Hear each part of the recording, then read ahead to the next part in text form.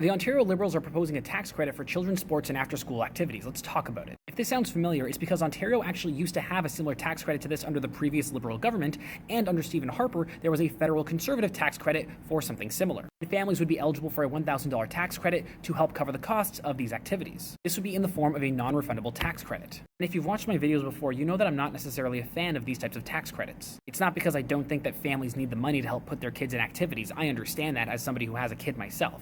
The reason that I have a problem with it is that it doesn't help people in the lower income brackets. There's nothing in there to help people who can't afford these activities in the first place. That doesn't mean that these tax credits are inherently bad. It's just that I want to make sure that we are not leaving out a large portion of our population. That being said, because it's a non-refundable tax credit, it can only lower a person's tax bill, not create or add to a tax refund. This allows for the tax credit to be a little more targeted. But that still means that people who are in the higher income brackets are going to profit from this. Meanwhile, people who could never afford to put their kid in swimming lessons to begin with still won't be able to do so, unless they take out a loan with the anticipation of getting the tax credit later, which is not a great way to do things. The Ontario Liberals are very actively targeting the middle class with this upcoming election, or at the very least people who perceive themselves as being in the middle class. And that's a very strategic political strategy. But we should not forget that the middle class is not the same as it was 20, 30 years ago. So while this will help a lot of families, we also need to help the families that can't afford these activities in the first place.